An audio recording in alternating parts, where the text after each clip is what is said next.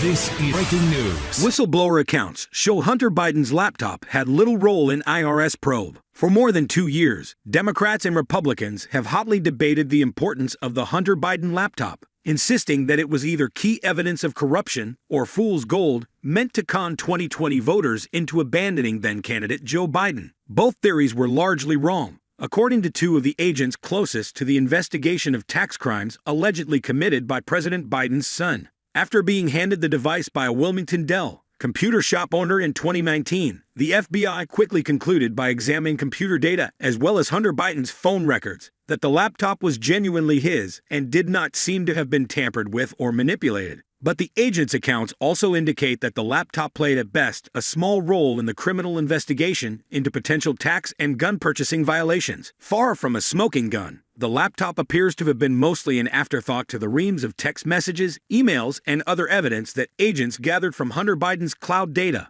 A lawyer for one of those agents said he nevertheless was frustrated by the Justice Department's refusal to let them review the laptop's contents. The IRS agent on the case and his direct supervisor were interviewed in recent weeks by the House Ways and Means Committee after making whistleblower disclosures about what they say was the inappropriate conduct of the Justice Department prosecutors overseeing the Hunter Biden investigation. The Republican chairman of the committee released the transcripts of the interviews Thursday. Both the IRS supervisor, Gary Shapley, and the case agent, whose name is redacted from the transcripts, told the committee that the U.S. Attorney's Office in Delaware and senior officials at the Justice Department's tax division slowed down and stifled their investigation, ultimately leading to key evidence expiring because of the statute of limitations. They accused Delaware U.S. Attorney David Weiss of saying he did not have the final authority on whether to charge Biden or where such charges could be filed. Such statements contradict repeated public assurances by Attorney General Merrick Garland that Weiss, an appointee of President Donald Trump, had total control of the Biden case. Weiss was given complete authority to make all decisions on his own. Garland insisted again, Friday, when asked about the apparent contradiction, while the supervisory agent told the committee that Weiss claimed he had asked to be named as special counsel on the case, giving him greater independence, and had been turned down. Garland said he had never received such a request from the prosecutor. Mr. Weiss never made that request to me, Garland told reporters. I would support Mr. Weiss explaining or testifying on these matters when he deems it appropriate. Lawyers for Shapley said there are 6 government witnesses to the discussion at which Weiss made that assertion, at least one of whom has separately corroborated Shapley's account. That Mr. Weiss made these statements is easily corroborated, and it is up to him and the Justice Department to reconcile the evidence of his October 7, 2022 statements with contrary statements by Mr. Weiss and the Attorney General to Congress, the attorney said. The contradictory claims come just a few days after Hunter Biden struck a tentative plea deal with prosecutors in which he plans to plead guilty to 2 misdemeanor tax crimes and will probably be sentenced to probation.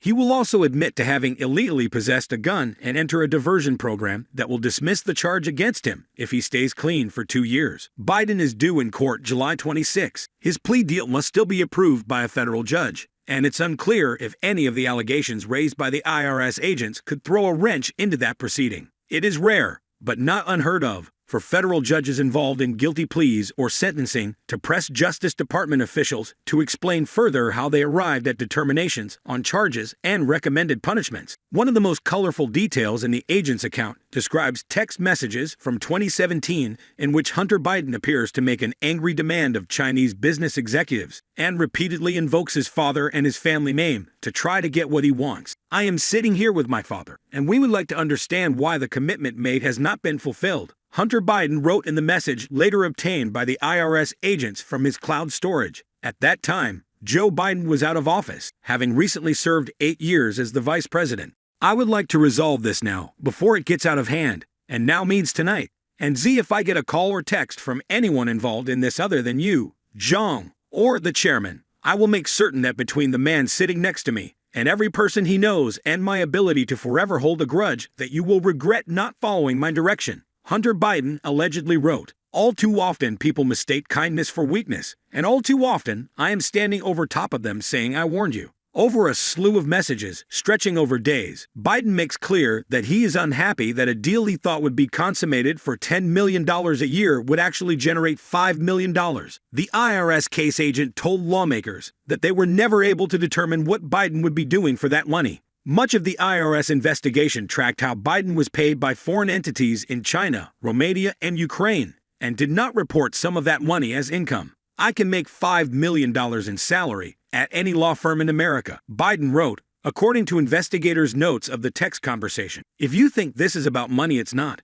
The Bidens are the best I know at doing exactly what the chairman wants from this partnerships. Please let's not quibble over peanuts." Within days of Hunter Biden's blunt text messages, a deal was struck with the Chinese executive. Over the course of 14 months, a Chinese energy conglomerate and its executives paid $4.8 million to entities controlled by Hunter Biden and his uncle. The Washington Post reported last year, based on a review of government records, court documents, bank statements, and verified email. The Post, which did not have access to the WhatsApp message that Shapley's testimony revealed, did not find evidence that Joe Biden personally benefited from or knew details about the transactions. Hunter Biden's lawyer, Chris Clark, suggested in a statement Friday that such claims by his client arose not from Joe Biden actually helping Hunter's business pursuits, but from the younger Biden's drug addiction. "Any verifiable words or actions of my client in the midst of a horrible addiction are solely his own and have no connection to anyone in his family," Clark said. A White House official said the president had no recollection of anything like what was described in the notes about the text message. White House Press Secretary Karine Jean-Pierre was peppered with questions about Hunter Biden during her daily briefing on Friday, and largely referred questions to the White House counsel's office. "As we have said many times before,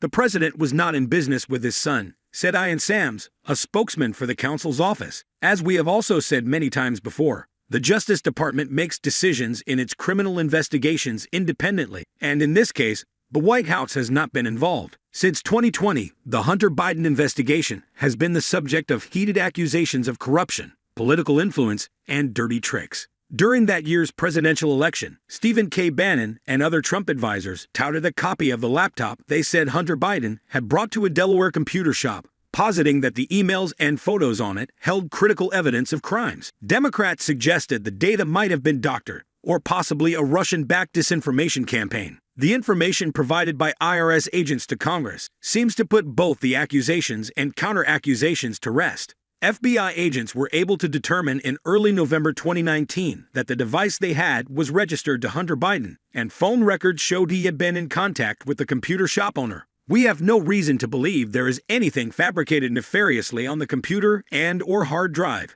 There are emails and other items that corroborate the items on the laptop," Shapley wrote in notes that dated that determination to around May 2020. How the Washington Post analyzed Hunter Biden's laptop. Shapley said a federal prosecutor on the case, Leslie Wolf, told him that the IRS agents couldn't see the laptop. "At some point, they were going to give a redacted version, but we don't even think we got a full, even a redacted version. We only got piecemeal items," Shapley told the committee, voicing his frustration that he would have liked to see all the data. The agent's lawyer, Mark Lytle, said the decision to not provide the laptop to IRS agents was one of many crucial investigative steps that were denied to the IRS agents for use in trying to make a complete record of the investigation. Throughout the investigation, Shapley told lawmakers, Weiss and Wolf seemed to be more determined to keep this investigation secret than to bring charges.